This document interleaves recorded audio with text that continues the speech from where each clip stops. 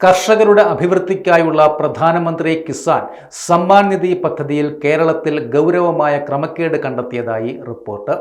സംസ്ഥാനത്ത് 7694 കർഷക കുടുംബങ്ങളിൽ ഭർത്താവും ഭാര്യയും ഇരുവരും പദ്ധതിയുടെ ആനുകൂല്യം കൈപ്പറ്റി എന്നാണ് റിപ്പോർട്ട് വന്നിരിക്കുന്നത്. ഇതിന് പുറമെ പ്രായപൂർത്തിയാകാത്ത മക്കളും മറ്റു ബന്ധുക്കളും ഉൾപ്പെടെ 33 പേർക്കും അനർഹരായിട്ടും പണം ലഭിച്ചതായും റിപ്പോർട്ട് വരുന്നുണ്ട്. സംസ്ഥാന സർക്കാർ കേന്ദ്ര കൃഷി മന്ത്രാലയത്തെ അറിയിച്ചതാണ് ഇക്കാര്യം. യോഗ്യരായ കർഷകർക്ക് പ്രതിവർഷം 6000 രൂപ വീതം 3 ഘട്ടങ്ങളായി നേരിട്ട് അക്കൗണ്ടിലേക്ക് നൽകുന്ന പദ്ധതിയാണ് PM കിസാൻ പദ്ധതി. ചെറുകിട കർഷകരെ സഹായിക്കുന്ന ലക്ഷ്യത്തോടെയാണ് ഈ പദ്ധതി കേന്ദ്ര സർക്കാർ ആരംഭിക്കുന്നത്. എന്നാൽ പദ്ധതിയിൽ ക്രമക്കേടുകൾ നടന്നു എന്ന വെളിപ്പെടുത്തൽ ഇപ്പോൾ വിവാദങ്ങൾക്ക് ഇടയാക്കുകയാണ്.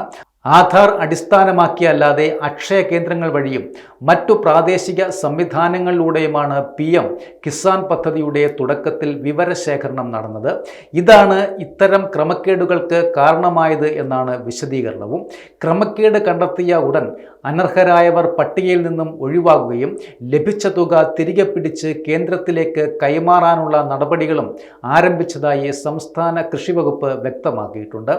കേന്ദ്ര കൃഷി മന്ത്രാലയം രാജ്യത്തെ എല്ലാ സംസ്ഥാനങ്ങളോടും PM കിസാൻ പദ്ധതിയുടെ പ്രയോജനാർത്ഥികളുമായി ബന്ധപ്പെട്ട വിശദമായ റിപ്പോർട്ടും ആവശ്യപ്പെട്ടിരുന്നു.